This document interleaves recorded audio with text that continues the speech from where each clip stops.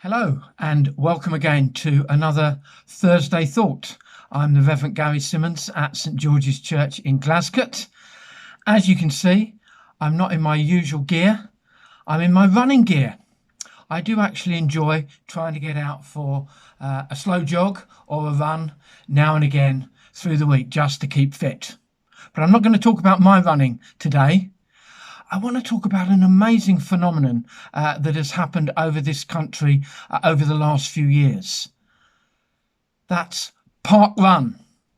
And there's a number of members of our church here who've constantly been encouraging me to be there on a Saturday morning locally at 9 o'clock and join them on the Park Run. I haven't managed it as yet.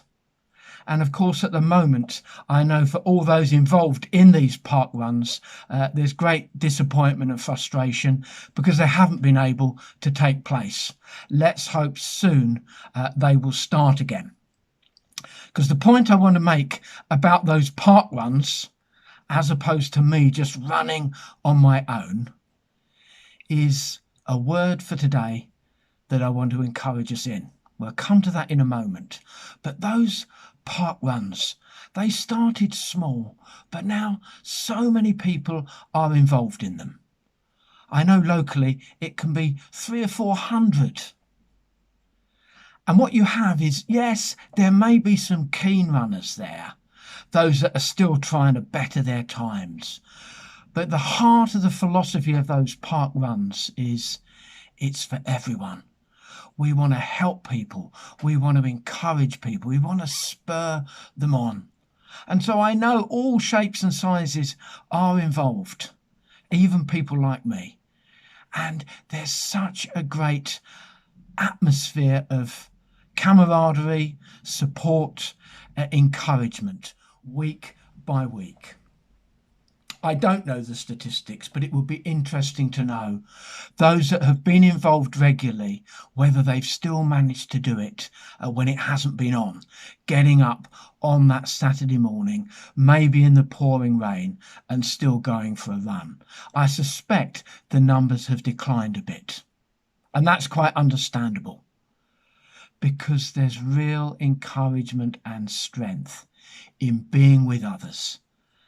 And I've seen and heard the reports of how great it is just to be encouraged and spurred along on those park runs. Well done for those who've brought these into being. So what's our word for today? You may have heard me mention it one or two times, even right at the beginning. Simply that word, encouragement. It literally means to put courage into someone. And my challenge for myself and each one of us this week is, who can we encourage? Who can we encourage? Those who may be feeling a little bit down or isolated. Those who are struggling at this time. Or who can we encourage by just saying thank you, well done, I appreciate you. I know we're not able to be in contact with loads and loads of people at this time, but we can still make that phone call, go online, send that note. We are still allowed to go out for a socially distanced walk with somebody. So, who will we encourage this week? It makes such a difference. I talked about my running, and I'm doing it really on my own. But even when I do that, actually, if there's another runner who passes you, they're probably bombing past me. Or if they're coming the other way, and they give you a smile or a little thumbs up, that encourages me. And maybe I encourage others as well.